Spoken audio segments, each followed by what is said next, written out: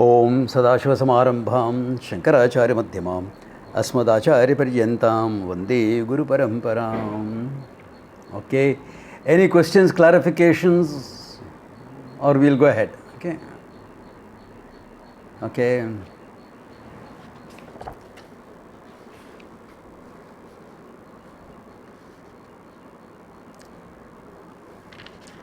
Remember, even though Shankara has written this text as a Prakarna Grantha, okay? Shankara has written this text as a Prakarna Grantha.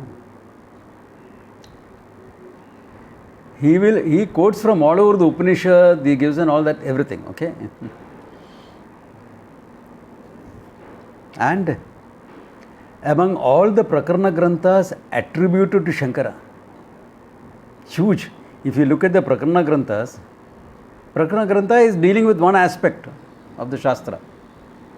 If you look at the Prakarna Granthas attributed to Shankara, there will be almost 200 works attributed to, 165 or 75 or something, attributed to him. Okay? And maybe another 100 sutras are attributed to him. So the thing is huge. But the definite opinion among the scholars is that all of them are not Shankara's work. Okay. Yeah.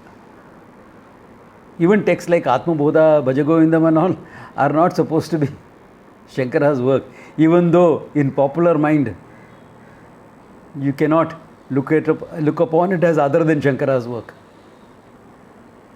But Upadesha Sahasra is 100% considered Shankara's work, because the whole style, everything is the same. Okay? And the emphasis on Adhyasa, all that. Especially if you look at the initial prose section. Okay? Yeah. So, therefore, it is not a simple Prakarna Grantha. Okay? It's not a simple Prakarna Grantha, there's a lot of profundity in it. Yeah. That's why I said after you all have listened to something, as going back to basics, we will do this before we advance to some other text, which will maybe a little bit more advanced. Okay. If we can meet live, maybe I'll introduce you all to some Tarka and things like that. Okay. And then go into Vedanta Paribhasha. If we cannot meet live in about 3 months, then maybe we can go into an equally important work called Naishkarma Siddhi. But Naishkarma Siddhi, even without Tarka, it can work because the language is simple. It's Sureshwara's work. So, only thing is how you are going to get the text for it. Okay. So, for this class and many people, those who are in Bandra and all that areas, maybe I can photocopy some and send it to one common area from where you can pick it up. 2-3 common areas I can send it to. And you all can pick it up from there. Because these books are not easily available. Okay, yeah. Let us see. We'll cross the bridge when we come to it. Yeah. Maybe Vedanta Paribhasha may be available on Amazon. Tarka Sangraha definitely is. It's published by Ramakrishna Mission. So, both the books. Okay. Naishkarma Siddhi is a bit more difficult to get. It's published by Pune Orientalia, which has gone out of business. Okay. Anyway, let me see how we can go about it. Yes. Then, continuing the idea further, okay? We saw that actions for the sake of happiness, etc., have no purpose, nothing left to achieve. Now, sometimes when you present it like this, someone can think, it can become a very boring existence here. No purpose, nothing, which is not true. If there is no purpose in a person who has taken oneself to be a finite entity, then that can be a very frustrating level of existence, a very vegetative type of existence. But if it is in the life of a person who has fulfilled everything, then it's a very joyful state of being. Even relatively speaking, this is true. Why am I saying relatively speaking? Once I was doing a program on life priorities, etc., for a company. So the first, I used to go there, spend a week with them. Once in 4 months or so I used to go, spend a week, because huge amount of people. So start with the senior most and come with the junior most. So the first day I was doing this priority setting, etc., with senior management, vice presidents and above, GMs, vice president and above. So with this particular vice president, I was discussing his priorities, etc., etc. Lot of unfulfilled things in life. There was a very senior man, but lot of unfulfilled things. Therefore, purpose was there, but also disappointments, etc. Then on the last day I did with his secretary. This man was due for retirement in a year. So I said, well, if you are going to retire, what new set of priorities? He says, Swamiji, I have taken care of all my priorities. Family, children, everything I have done. And he looked happy with the whole thing, okay? Not that he was unhappy. So I said, what are you going to do post-retirement? See, in my village, he is from the south, everyone studies English, but they don't know how to articulate properly. They don't know how to present themselves in an interview properly. So I am going to do all this with the youngsters in that village. And he was actually looking forward to retirement. So even if you are relatively taken care of your priorities, there is a certain amount of joy and fulfillment in your life.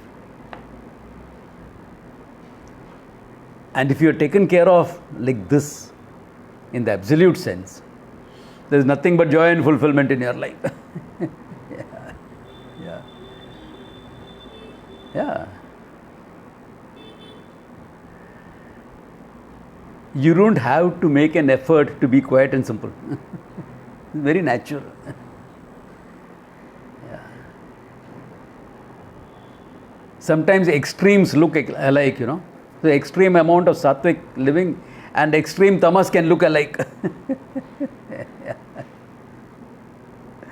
Yeah.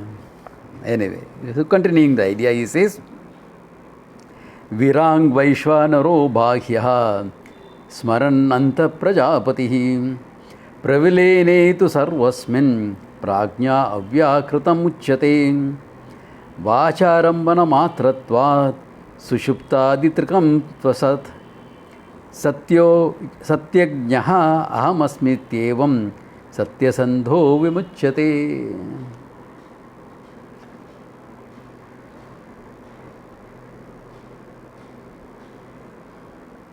Okay. Virang and Vaishwanaraha. Virat. Vaishwanaraha, the waker. Both. Individual and total. Anyone remembers where is it from? Where are the terms Virat, Vaishwanara, etc. used? Mandukya, yes. Okay, Mandukya Karika. Okay. So Virat and Vaishwanaraha, Bhahyaha. They are external realities, in the sense your focus of the consciousness is external. The manifested consciousness is focused externally. Smaranta Anta Prajapatihi. And inside also. Prajapatihi. Prajapati is Hiranyagarbha. Taijasa and Hiranyagarbha. He includes them in one term, Prajapatihi. Why? Because your Taijasa is included into Hiranyagarbha. Hiranyagarbha is Prajapatihi, Brahmaji. Okay. Pravilene tu sarvasmin prajna avyakritam uchyate. Praviline. When it is resolved. What is resolved? Vaishwanaraha, Virat. Taijasa and Hiranyagarbha. In what? Prajnaha, Avyakritaha. Prajnaha at the individual level, the deep sleeper. Prayena, Ajnaha, Prajnaha. Almost ignorant. Almost ignorant. Therefore, Prajnaha. And Vaishwanaraha. Sorry, Prajapatihi, Hiranyagarbha. All of them resolved into Avyakritam. Prajna individual level, Avyakrataha Maya total level. Okay. Sushuptadi Trikam tu Asat. Which means what? Sushuptadi Trikam. The three. Sushupti, Swapnaha and Jagratam. Individual total. Asat. Asat meaning Mithya. Asat here is not non-existent. Asat is Mithya. Trikam tu Asat. Satyajnaha cha aham asmi ityevam. And what is the Satyam? Aham Jnaha. Me, the conscious one, the consciousness. Ityevam. Satya Sangaha Vimuchyate. Satya Sangaha, the truthful one. Okay. Truthful one means one who knows absolute reality. We are not talking about a relative truth. Okay. We are talking about the one who knows the absolute truth. Because the Satyam is only Aham Jnaha. Jnapti Swarupaha, the pure consciousness. I am the only one that is real. Therefore, Satya Sangaha Vimuchyate. That person is free from all bondage. Bondage of finitude, bondage of karma, bondage of prarabdha, bondage of agami, sanchita, ityadi, all karmas. Free from all samshaya. But samjaya, I have doubt. Athanu mimamsya meva. If you have doubt, then you must do some more vichara. So, there it is. One who knows it. Therefore, of course, the way of knowing, first you have to see yourself very clearly as Avastatraya Sakshi. Here is where some of the doubts will come up. That you are Avastatraya Sakshi, you really don't need the Upanishad. The Upanishad is only helping you. Even without the Upanishad, you can come to that conclusion if you are a thinker enough. Difficult, I accept, but it can be done. What is that Avastatraya Sakshi? You need the Upanishad. And little help you will require to understand individual and total is one. There you need the Shastra because Maya etc. has to be revealed. Avyaktam, what is Avyaktam, unmanifest etc. has to be revealed. Otherwise you will have a vague understanding that will come from physics etc. Okay. The collapsed universe, etc., you will come to that type of this thing. As there is a big black hole, which is not a hole anyway. Yeah. I don't know why they give names which are inappropriate. Yeah. There is nothing like a hole there. Yeah. It's super dense matter. Why are you calling it a hole? Yeah.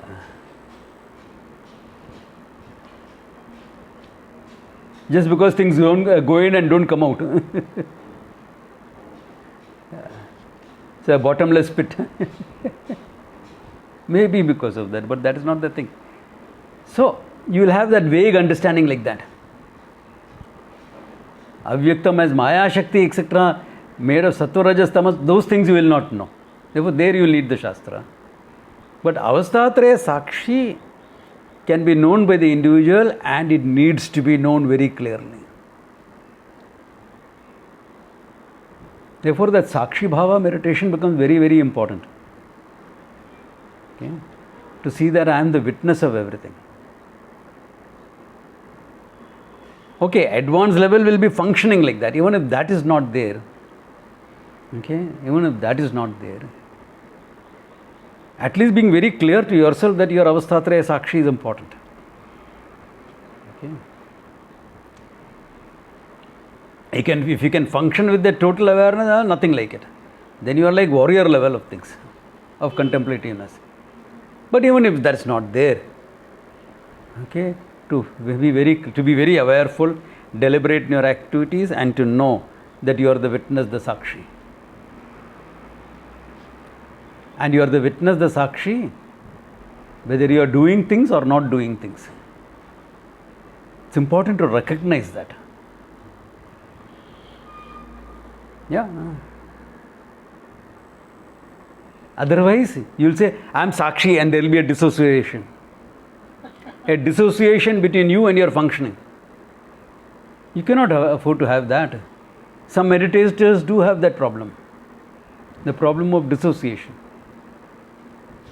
And they think that dissociative experience is realization on top of it. I met a couple of idiots like that. No, that's just a dissociative experience, that's all that is there.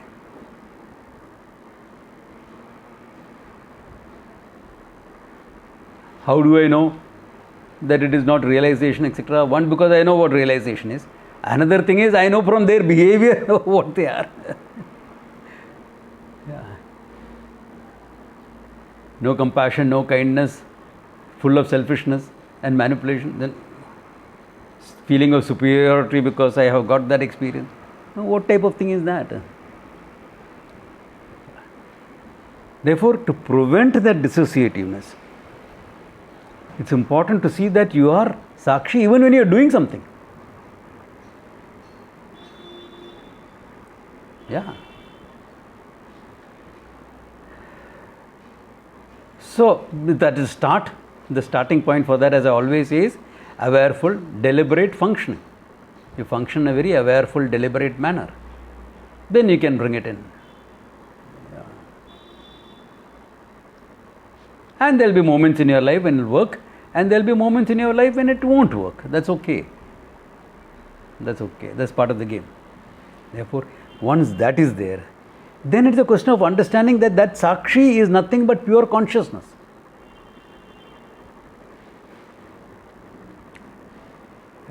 When waking dream and deep sleep is there, I am conscious of the waking dream and deep sleep by turns. When it is not there, I am conscious of the absence of the whole thing.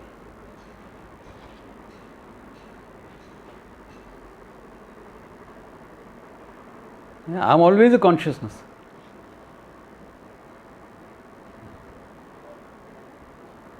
Whether things are present or not present. You know, Swami Chinmayanji used to give a very simple example. He says, what is there in my hand right now? A pen.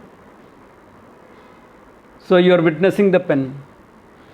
Now what are you doing? You are witnessing the absence of everything. Simple as that. Whatever is there, you will witness. If it is not there, you will witness nothing is there. Looking at this, some people will jump to the conclusion, I am nothing. How they can jump, I don't know, but they do. Pramana bhava, that's the problem. Just because pramana is not there in their lives. Yeah. It is not nothingness, it's everything. You are everything, not nothing. And how can you say there is nothing here? My hand is there, space is there, everything is there.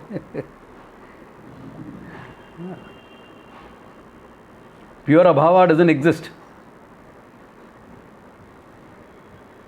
When I'll teach you Tarka Sangraha, I'll challenge your understanding of the statement pure abhava doesn't exist. Okay. Yeah. And that's why you study other things, to challenge your understanding only. Okay. All right. So with that, he says, therefore, vimuchyate, the person is freed from everything, no more samsara.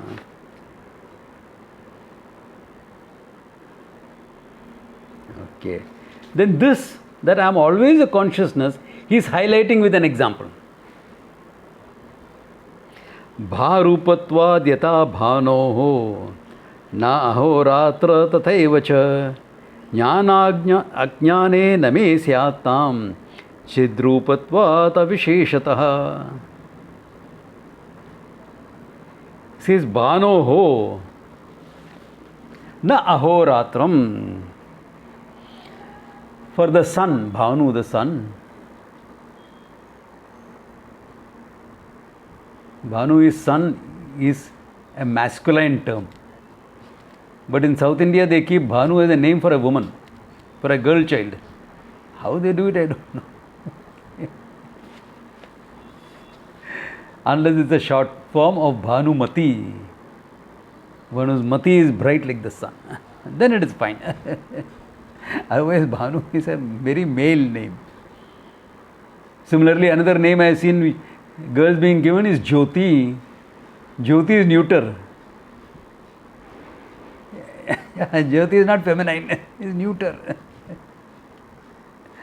Anyway, but it sounds nice, so okay. Anyway, Bharupatvat na ahor ratra. Neither day and night is there for Bhanu. Why? Bharupatvat, the nature of light alone. You can't introduce the sun to darkness. Darkness gets dispelled when the sun is around. Therefore, for the sun, there is neither day nor night.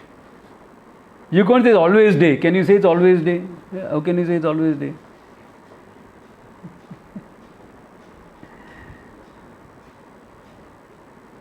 You can say always day only if there is a possibility of the night. No? Like if you go to Norway and other northern Scandinavian countries, winter, 4 months, it's always night. There is no sun only. You can say that. Why? Because in summer it comes. And summer for 3-4 months, the sun is low on the horizon. There is no night. But after 3-4 months it comes, no? Therefore you can say for 3-4 months is always night or 3-4 months is always day. And we are very comfortably placed.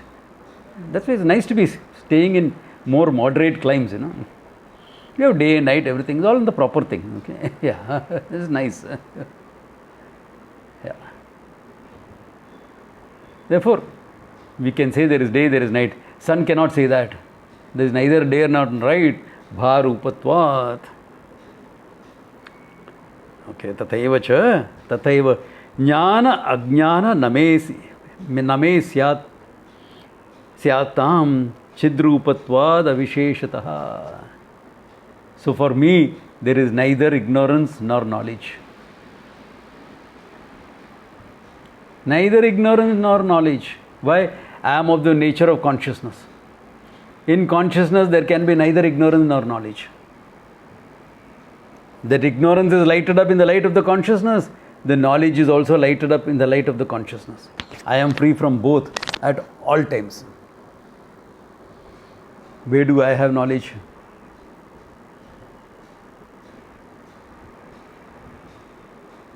All the time, I am nothing but consciousness. When am I not consciousness? There are times when my mind is not conscious. True. Like when I am asleep, thank God. Mind gets a break. Yeah, and you need that break. You need that break.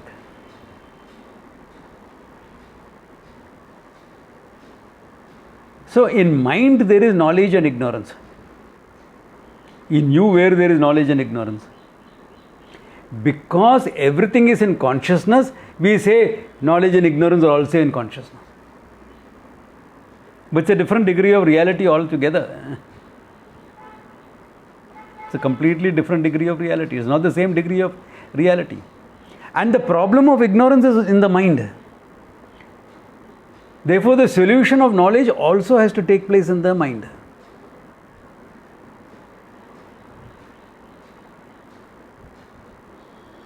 That's why manasa eva anudrushtavyam. The consciousness may be beyond the mind. The consciousness there in the mind as well.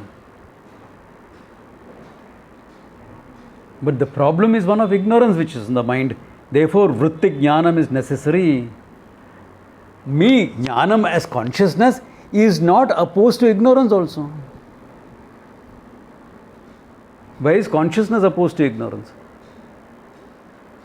in the mind?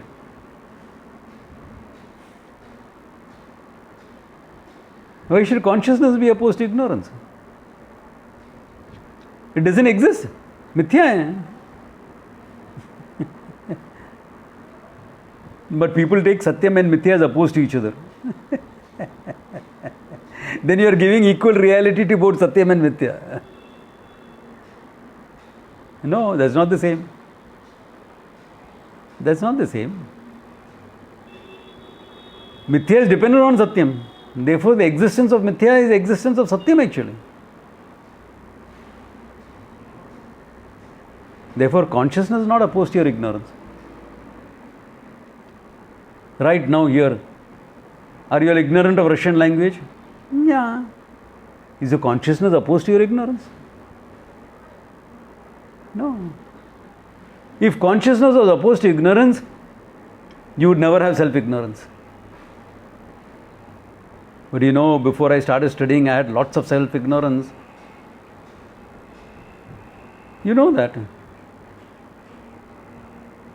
Yeah. It is Anubhava Siddham for you. It is established on the basis of your experience.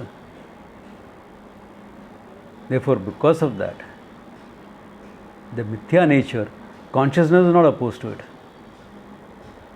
That's why any amount of being in consciousness, like Samadhi, etc., will not negate their ignorance.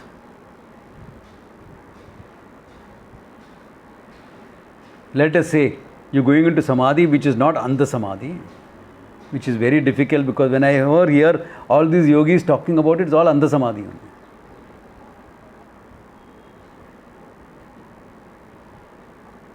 So, let us say you had done it. All right. As immersed in consciousness. All right, fine. Then what? Then when you came out, all your ignorance also came out. Why? The ignorance in your mind is not negated. Nahi Swamiji, I experienced, I was one with everything. Very good. And now what you are experiencing? I'm a finite guy. So which of their experience is true? You had one experience, you are one with everything. And you have another experience where you are finite.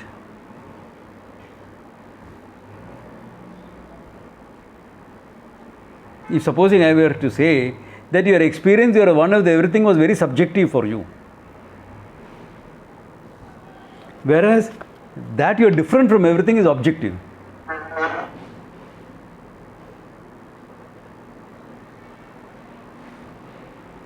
As an experience. Why? Because everyone experiences it. It's common experience for everyone. Are you getting that? Yes. Just by experience it won't work. Just by experience it won't work.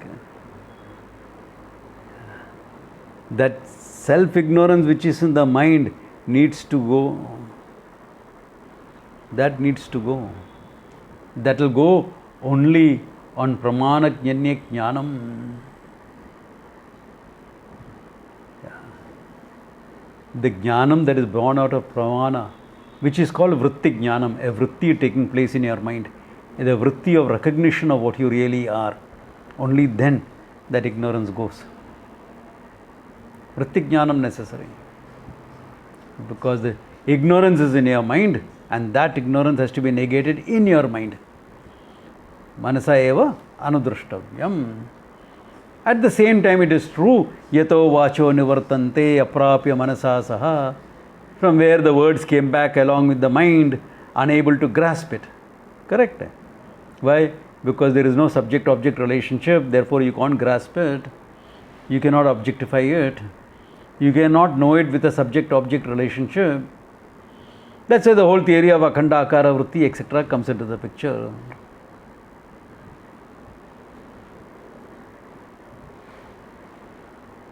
I'm sure Akhandakara Vritti everyone is clear about. You all know what it is. Okay. So there is a whole thing. Vritti Jnanam is necessary. Because for me there is neither knowledge nor ignorance.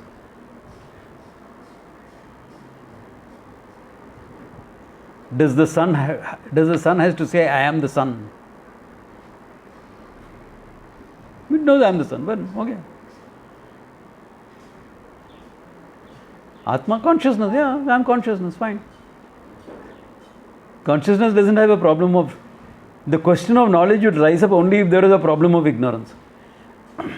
Consciousness does not have that.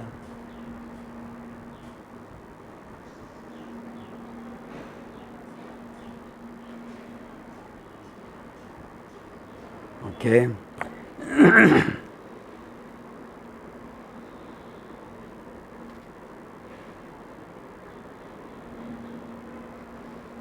Okay. Shastrasya nitashankyatva brahmaiva syamaham sada brahmano me na heyam syat grahyam veti cha samsaret. शास्त्रस्य, the translation में थोड़ा गड़बड़ है. Okay. शास्त्रस्य अनित्य शंक्यत्वात्, अनति शंक्यत्वात्. Says there is no room to doubt the Shastra. Not Shastra should not be doubted as he is mentioning it. Okay. Says aham brahm, therefore aham brahmevya brahmasyaham sada. Therefore I am always Brahman. There is no possibility of a doubt as far as the Shastra is concerned. Doubt is there until you have validated it, that's all. See, Shastra is a pramana. A pramana gives you knowledge. Direct, immediate knowledge in this case. Exactly like how your eyes. This is a pen. Supposing you cannot see it very clearly because of some lighting issues or something like that. Will you still doubt your eyes? Or will you doubt, is it a pen or not? What do you do?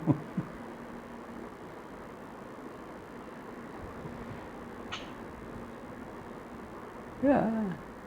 Shastra is a pramana, it has to work all the time, and it works all the time.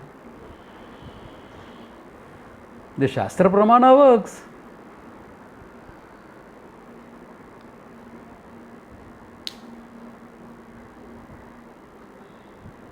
What is the definition of a pramana? Anyone remembers? Swamiji. Yeah?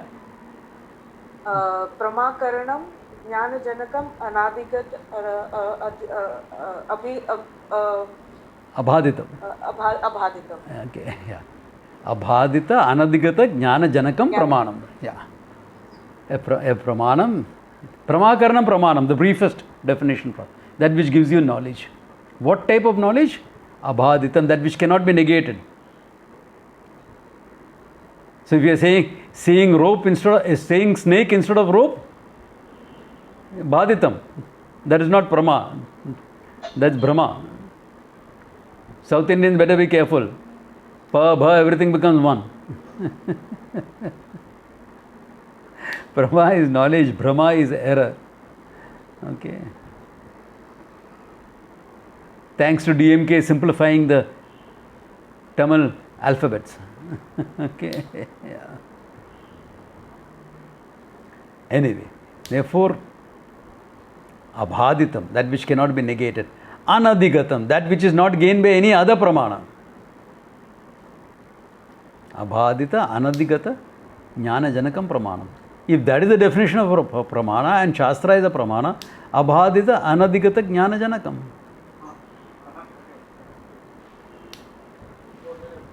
But you can say, Aham Shrutam Brahma, Natu Avagatam Brahma. Remember Tattva Samanvayat? In Tattva Samanvayat, we had seen that argument. I am Shrutam Brahma, na Avagatam Brahma. I have listened to Brahman, but I have not understood it. हो सकता है. There can be plenty of cases like that.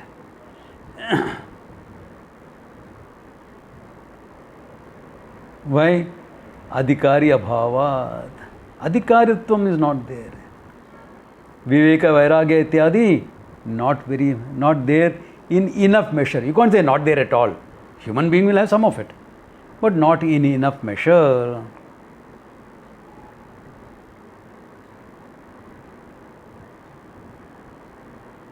Swamiji, I am a very difficult case. Guru's grace is not there. If the Guru's teaching is there, means Guru's grace is there. Ishvara Kripa is there, you have come to the learning. Guru Kripa is there. Shastra Kripa is there. What may be lacking is Atma Kripa. Too self-judgmental.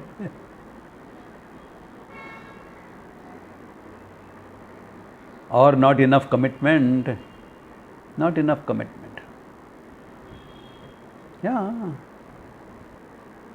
Commitment lacking. Mumukshutvam is lacking. And you will see people like that. I know this, I told you all this. I know this young lady. Viveka, Vairagya, Shat Sampatti. Phenomenal person. It's all there in good measure. Very good measure. Really. Yeah. Will be honest on your face. Very true. Very truthful, very integrated person. She says, you have to keep remembering all the lies. How can I keep telling lies and keep remembering all of them? So I'll tell it as it is. Yeah. Very this thing. But mumukshutvam is lacking. If she comes to Vedanta, she will really get it fast. Really. Mumukshutvam nahi hai, but not that she has a great desire to enjoy life and things like that also. No. She is happy with whatever it is. A little upper middle class life, and she is happy with that. Mumukshutvam lacking. So this can be there in many people. Why? You are not seeing the problem clearly. The problem of samsara is not seen very clearly. Your goal of moksha not understood properly.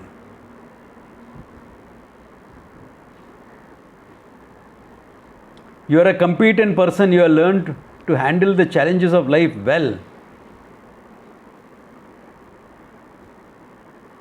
So you need existential issues to come up to confront you once in a way. Then you will understand, mukshutvam will come. I can't handle everything. We all have faces like that. If you're lucky, you'll face it early in life. And you start thinking early. Yeah.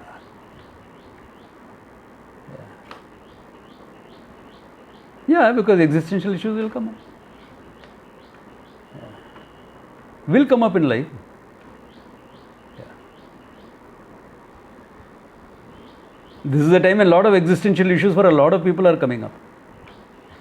Birth, death, loneliness, isolation, helplessness is good. It's good. If you handle it well. If you handle it only psychologically, not enough. If you use it, manage it psychologically, and come to an understanding of the deeper pursuits of human life, the pursuit of human life, entirely different ball game. Yeah.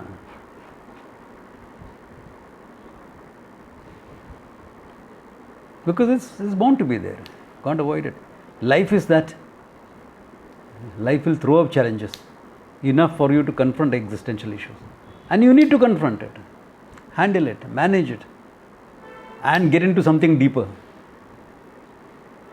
Yeah. Get into something deeper. For those of you who are already into it deeper, it's just a challenge to show you how much you are there, what you have to do. What are the unresolved issues in your life? And many of us have unresolved issues in our life.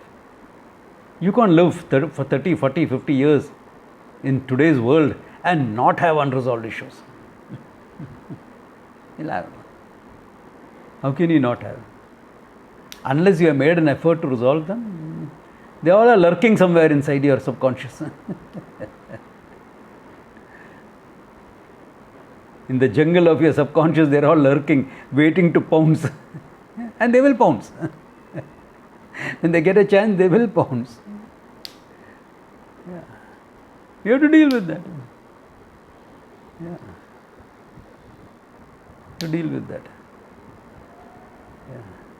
Take care of your guilt. Take care of your pain. Yeah. Even if you have done something wrong, take care of that guilt. Yeah. Because one thing when you become spiritual is, you are aware of the fact that you have done something wrong. And people can use that guilt to exploit you. That guilt is for you to know where you have gone off and what you have to do. Not let people or situations exploit you. No, it's not meant for that. Yeah. And this problem comes up with good people who generally do the right things. Why? Because then one wrong thing can become very high level guilt. No? Can become a high level guilt. Because generally they do the right things, they don't do wrong things. Whereas if you are used to doing wrong things all the time, where is guilt? You are dead in your guilty mind.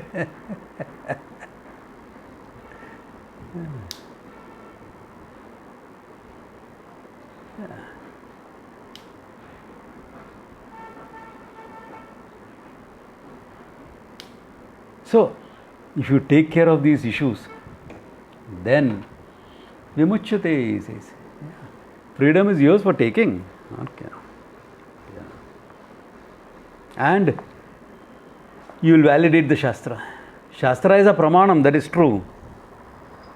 But the Shastra has to be validated by each one of us. That's also important to understand. It is like saying, how do you know that your eyes will see? Remember Pujya Swamiji's old story?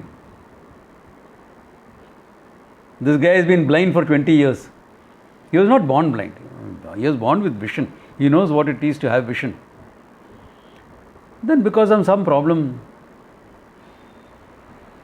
he lost his eyesight. Tried various treatments, none of them worked. Finally he gave up. Said, this is my lot.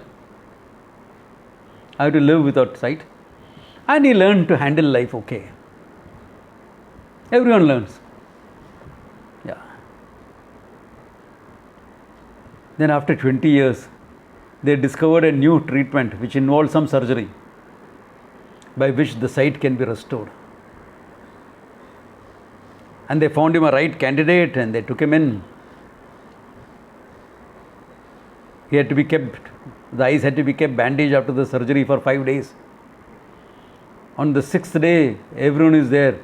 The doctor removes the bandage, finds that there is no sign of any infection, nothing. And he tells the person, open your eyes and see. Doctor, convince me that I can see. I have had too many treatments, too many disappointments. Convince me and I will open my eyes and see. Please convince me.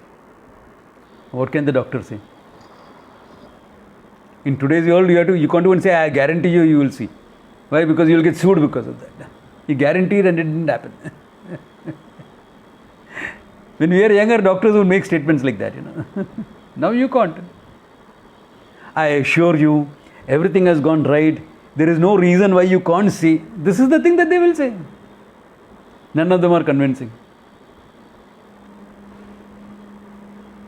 So who has to make out whether you can see or not? Can be validated only by the eyes themselves. This guy has to open his eyes and see whether it works or not. Simple as that. A pramana is validated by itself. That's why it's called Swata Pramanam. I'm introducing a complex topic here, okay? Because later on we have to do it in detail.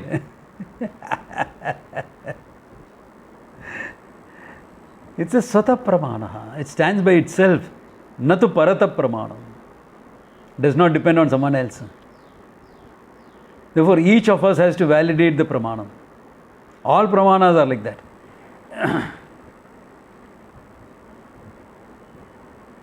Like how you validate your eyes, you have to validate the Shastra as well.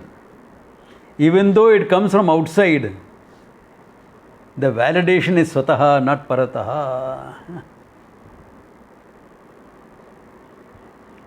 Therefore, you have to validate it yourself. How will you validate it? Use it and see whether it works. It doesn't work, go back to conditions. Under what conditions it is supposed to work? Because everything works only under certain conditions.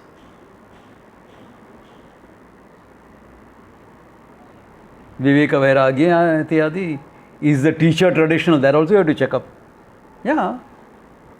Is the teacher a traditional teacher?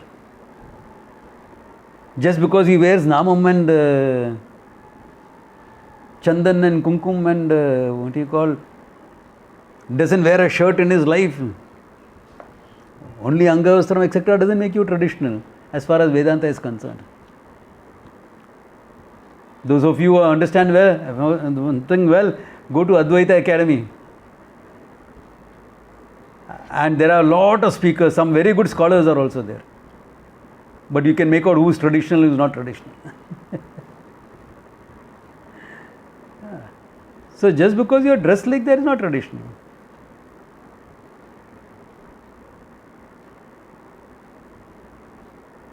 Sampradaya with Adhyaropa Apavada Nyaya, are you following? Are you postponing moksha or talking about it right now as your Swarupa? These are the things you look for. These are the things you look for. Is he dealing with the problem of negating the problem of avidya, or is he giving you new concepts?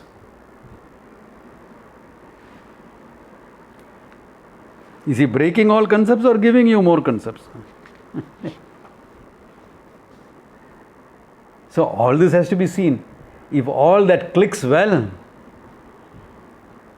like Yama says in Kathopanishad, other than me, who can teach it? That me is a representative of all Sampradayavits. So if the teacher is a Sampradayavit and the student is a Shishya, Siksha, Yogyaha, Viveka, Vairagya, Ityadi is there, why should it not work? Validation is easy. Under these conditions, everything falls into place. Everything falls into place. Because of the newness of the topic, it may take some time. This topic is new. It's different from everything that you have heard of in your life. So because of that, it's also important to examine certain belief systems. And there can be a lot of belief systems which can stand against this. I find two broad categories in the world today. Two broad categories. One is too much of religion and tradition. Too much of it. Too much of karma orientation in your life. Overdoing it. Bhakti, puja and all are nice, but not overdo the whole thing and become a conditioning. Then the same religion becomes a conditioning. On the other side, I find too much of secularism. In the name of secularism, it all becomes anti-Hindu, anti-tradition. Secularism is not that. Go read the Magna Carta, you will understand what it is. That's where from the whole idea of secularism, etc. came in. Yeah.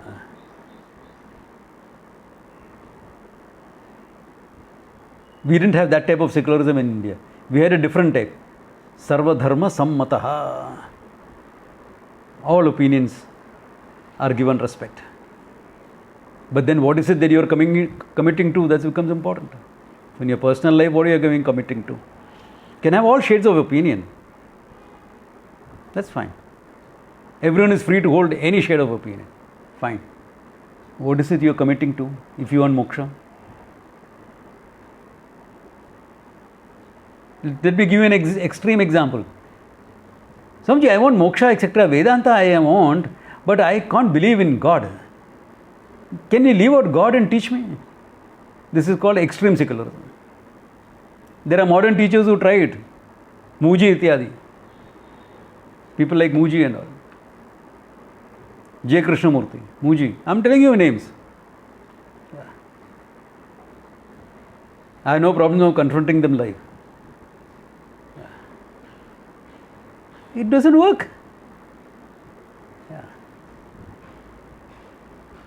So if that is an extreme form of secularism, if you are committing yourself to that, it won't work for you. Guaranteed. And Swamiji, you said all opinions are okay. Yeah, all opinions are okay, but then extreme form. In fact, it's not secularism.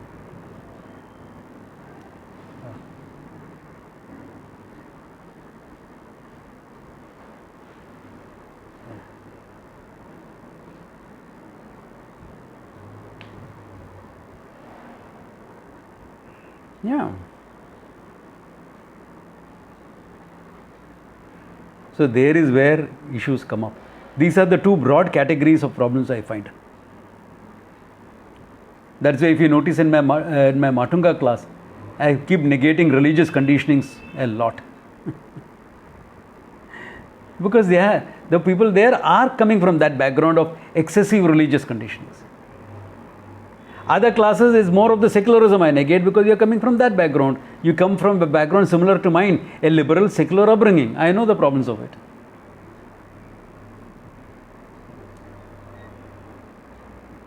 Don't tell me about your secularism to someone who was a sailor before, okay? Who sailed the 7 seas. Worked across different countries and cultures, okay? Interacted with a lot of people. Yeah. Flirted with women all over the world, then you know all that. What the culture, what the background, what the... Come on. And you're comfortable across cultures. You're comfortable. Cross-cultural comfort is there. Yeah. You take a sailor from Bombay and drop him anywhere, he's comfortable. Culturally speaking. Because you've been exposed to different things. Okay, fine. Yeah. But you see, if you don't want God and you want gain moksha, forget it. Garma baito. Next lifetime we will see. Really. Therefore, examine your belief systems also. What is it that's holding you back? What is it that's holding you back? What is preventing you from validating certain things?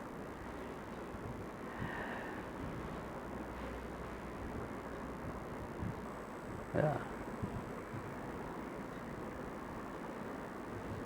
Swamiji, my political ideology is very different. That's okay. Look at your own political ideology objectively. Look at other political ideologies also objectively.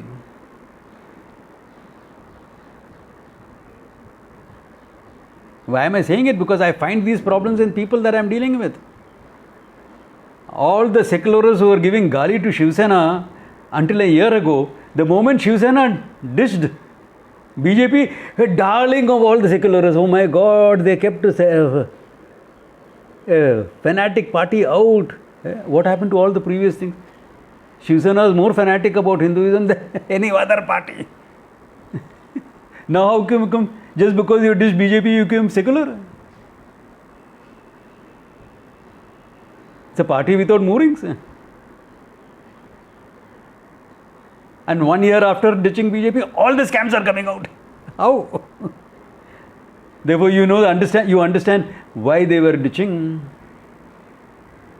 Look at it objectively. Don't forget your political beliefs. Look at it objectively. See what happens.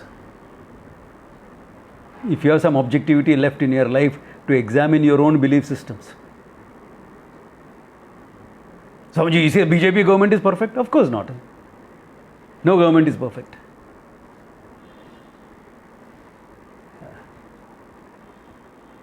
They have done enough blunders in their life.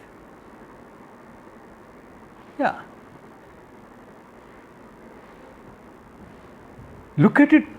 Look at your own belief systems objectively. It's important. Because if you lack objectivity, how are you going to understand the absolute objective thing that is there?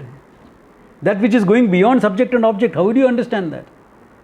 If you don't have an awareness of the subject, and if you are not objective with respect to the world, How do you ever expect to understand that which is beyond subject and object? And which is both the subject and the object?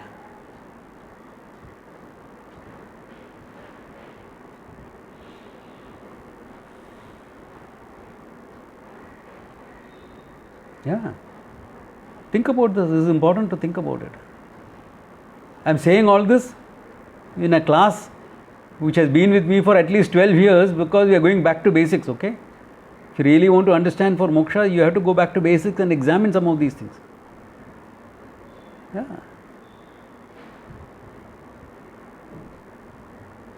You have to look into that.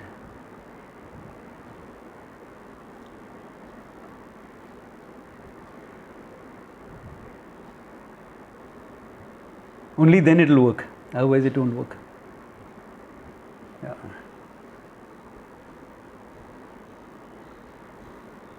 And I always said, Vedanta is not about creating carbon copies. Each person has their own personality. We are not looking at changing your personalities. But within your personality, we are talking of having viveka, vairagya, greater amount of objectivity, etc. If objectivity is not there, where will vairagya come from?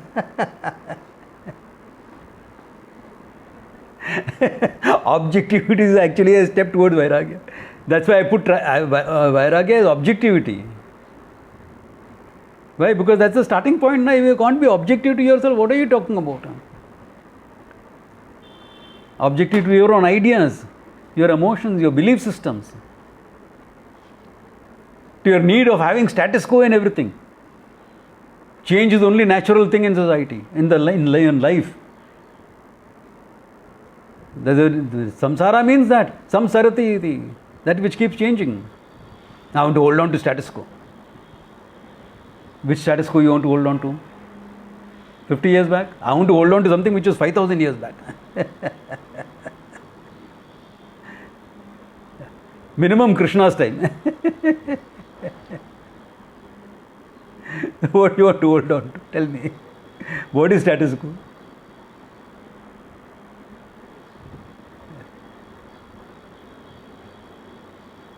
So, this keeps changing. Yeah.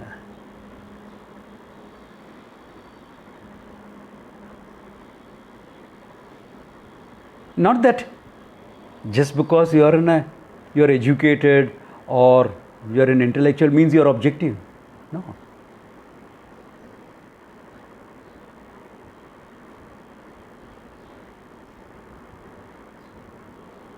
The Supreme Court wants vaccination plan for the next 6 months.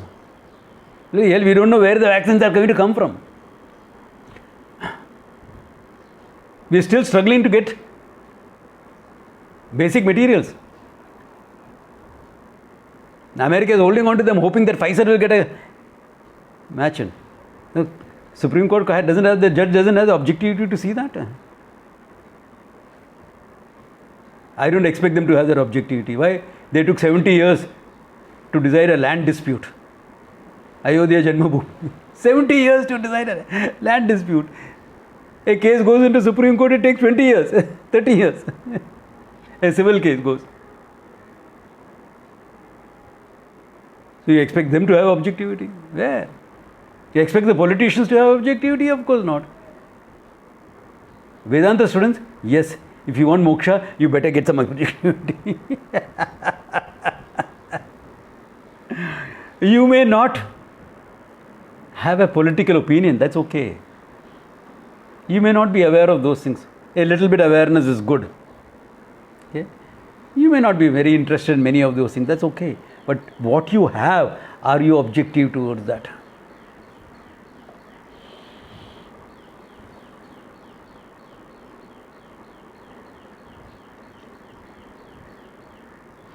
And sometimes I ask innocent questions to my students, and their answer reveals to me how objective they are or they are not. Well, I am a teacher, I have to know. Either you come and tell me, or I have to know. Otherwise, I will be failing in my job as a teacher. I am not sitting in judgment over you all, okay? I never do that. I have compassion and love towards all my students.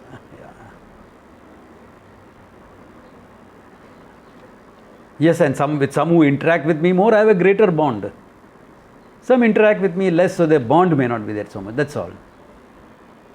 Yeah. Therefore, this objectivity, and then if you don't cultivate that, you can't validate the Shastra. And unless you validate it, it is not your own. You will remain Shrutam Brahma, Natu Avagatam Brahma.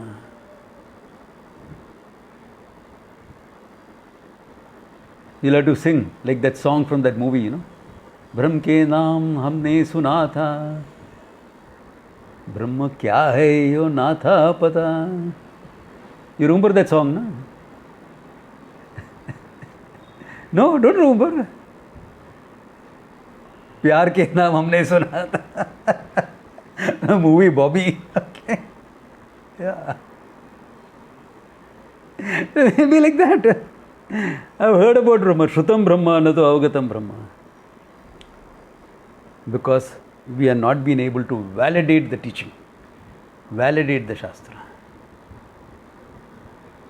Yes, you can always examine, and you should examine whether the teaching is in harmony with the Sampradaya also.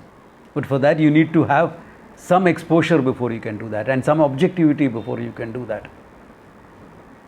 One way of seeing it is, how has his senior students progressed? Have any of them become teachers themselves? If they have, then you know, okay, this guy has managed that much. Therefore, the teaching must be okay. Yeah. Because others have got it. Even when if they have not become teachers. If a student of yours dies and his last word is Aham Brahmasmi, what do you say? What do you say of that person? Yeah.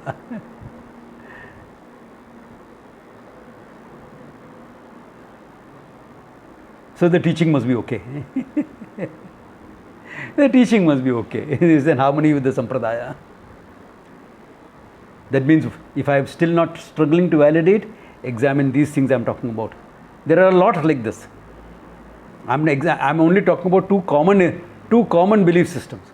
Religious conditioning, secular conditionings, two conditionings on same level. I am putting both of them out and talking about it. But Swamiji, you are talking more about secular conditioning. In this class, yes. Matunga class, ask them. There are a couple of people here, Narayan, Vijayalakshmi, etc. How much I bang religious conditioning, Brahmanical thinking, etc. Almost every class, no? Why? Because that is a problem there. The teaching is always geared to the audience in front of you, to the student sitting in front. If you recognize what is the conditioning, you will say it.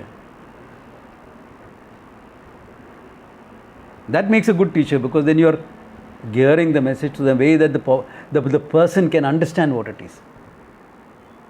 Okay? All right. Therefore, avisheshataha. Therefore, there is no need to doubt the Shastra. Pramanatvat, abhadita, anadigata, jnana janakatvat. Yeah. Shastram na shankaniyam. Okay.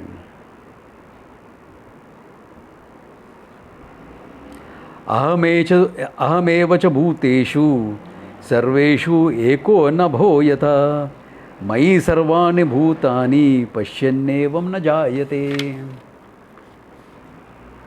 अहमेव च भूतेषु सर्वेषु एको न भूयता. एकः नभः, like one space. Nabha is space, okay? Translated as ether. There was some vague scientific concept in the 19th century that talked about space being filled with a matter called ether. Okay. So it's a vague scientific concept. So all these translations were done in the 19th century. Annie Besant and group. Okay. So they use the same word. Ether, space. Nabaha means space. Ahameva cha sarva bhuteshu. In all beings I am there. Ahameva sarva bhuteshu. Sarveshu. All the bhutas. Ekaha nabaha yata. Like how one space. Mai sarvani bhutani. In me alone are everything. I am in everything and everything is in me. Both ways. Okay. Space is in and through everything. Okay. Yeah. Don't be like that uncle. When the kid came and asked, Uncle, where is space? Oh, where the sun and the moon and the stars are. True, that is also space. But there's only a partial understanding, like how many people teach Vedanta. That which is beyond the mind, etc., etc. And what about the I? What about the I? Chhod diya. That's called non-traditional teaching. Yeah. Here, the space is there in and through the body, in and through the mind, in and through everything.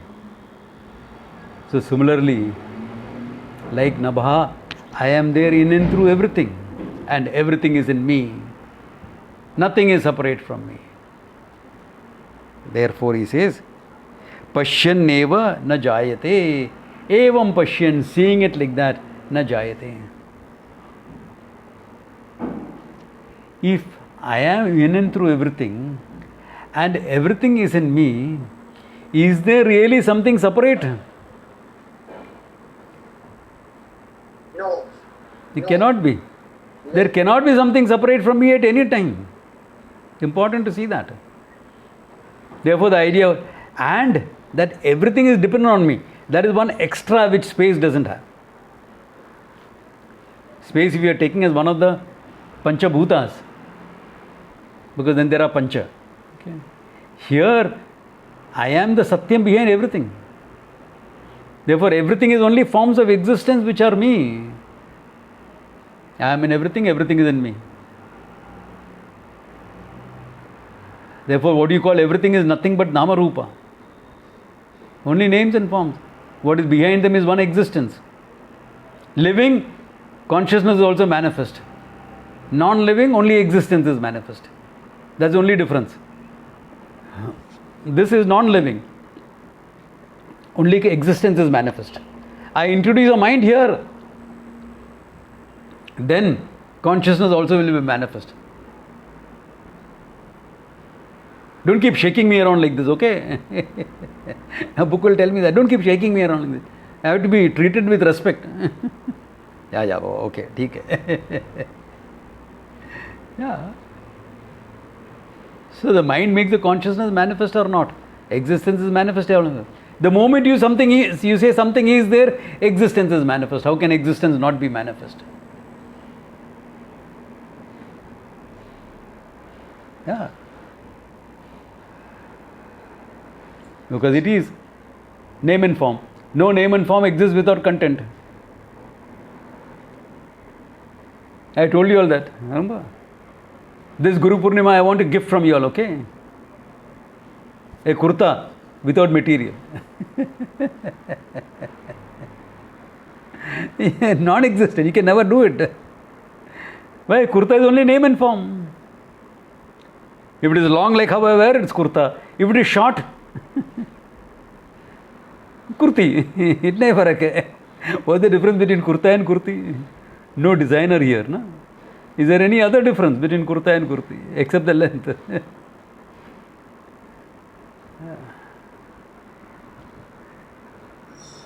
So, form, the moment you say form and for which there is a name, then there has to be content.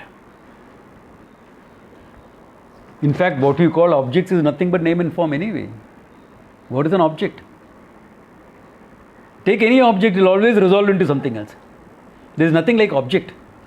You will find you are describing qualities. Describe any object. Let us take fundamental objects, not table, chair, ornament, etc. Fundamental, gold, and describe it to me. You will describe its qualities.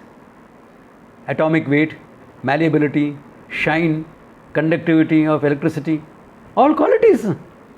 You are describing gunas, not object. I want the object. Qualities have to have a locus, no? No, as far as functioning is concerned, quality itself is object.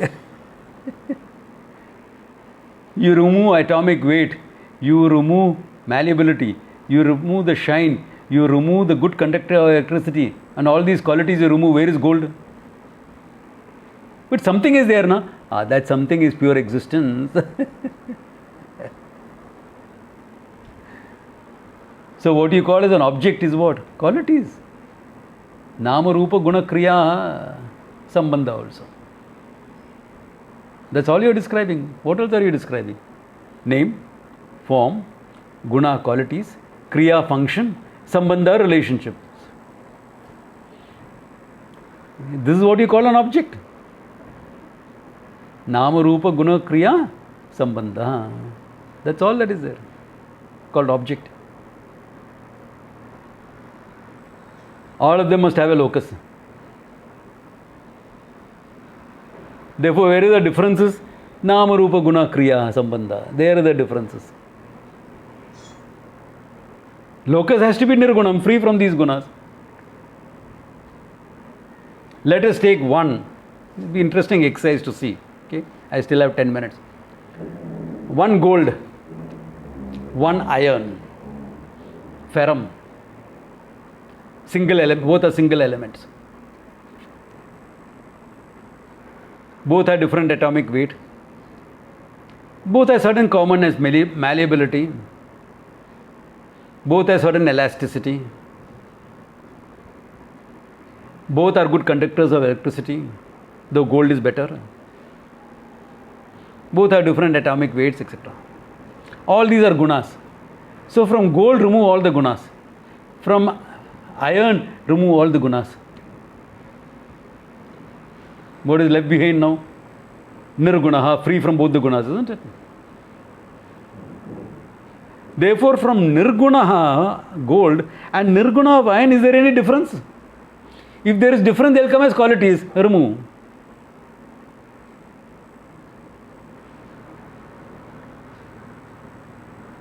Therefore, Nirgunam eva satyam.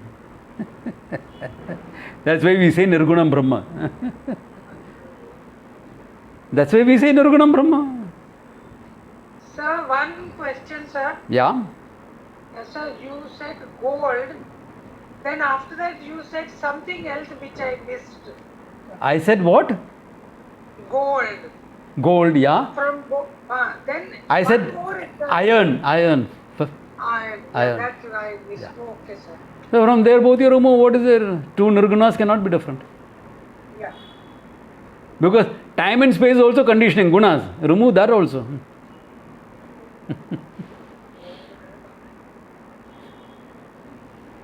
Yeah. What is left? One existence. And if you remove time and space, does that Nirgunam gold and Nirgun iron exist separate from me? No. Because time and space is removed.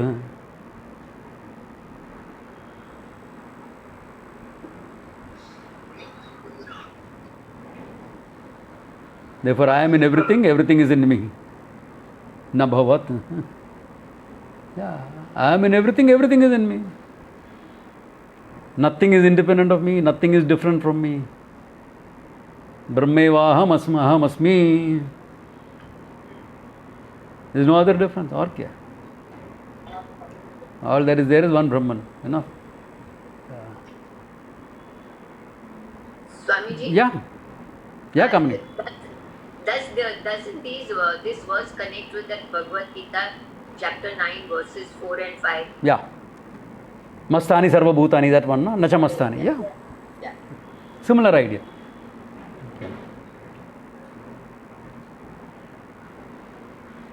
Clear about this? Yes. Okay. Yeah. Therefore, for all Namarupas, Nirgunam eva satyam. Then the previous verse, I forgot to mention one thing. Okay. Brahmanaha name heyam syad grahim vati. There is nothing to be accepted or given up. Yeah, yeah.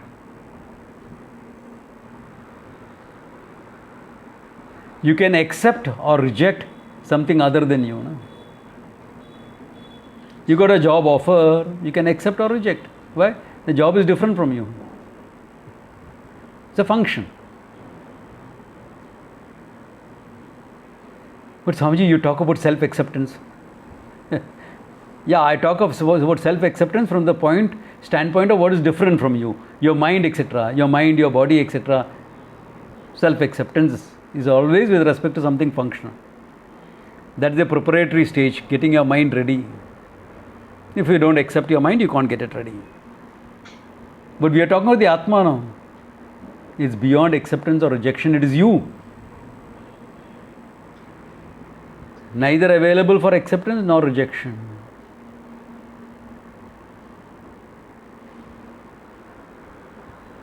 Even relatively, it's only psychologically said accept and reject. Tell me, can you really reject your body? I don't like this body, I mean reject. What can you do about it? It's still your body. So to prevent self-hate, etc., we say accept. To prevent too much of self-judgment, we say accept. I reject. What do you reject? I reject this government. Sorry, it's got the majority. You may not like it. Not my chief minister. Sorry. Once he has won the vote, it is your chief minister. You can say all that you want. That it is not your chief minister, but it happens to be your chief minister. Whether it is Maharashtra or Bengal, that doesn't change. You got what you deserved. Yeah. How can you say it's not mine? Can you really reject? Not my CM. Not my CM, go and stay in some other state and say not my CM. In this state you cannot say not my CM. Can you? What is it that you can accept or reject? A relative thing. It's a very relative thing, accepting and rejecting. Yeah. It's a psychological state of mind. For that, for psychological health, we'll say accept, reject, etc. Reject adharma. Don't give in to it. Accept what is dharmic. That's just for your psychological health. Nothing more than that. Yeah. Nothing more than that.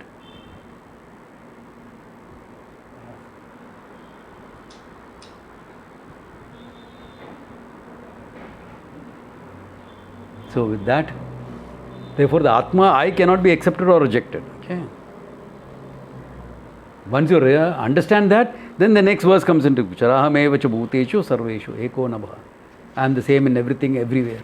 All that is there in me alone. Yeah. Okay. Therefore, pasyaneva na jayate. Once you see this clearly, there is no punarjanma, etc. for that person. Paramam gatim, you gain the paramam gatim, etc. Yeah. Because he is playing on that right knowledge. What happens when you get the right knowledge? Okay. Playing on that thing a lot.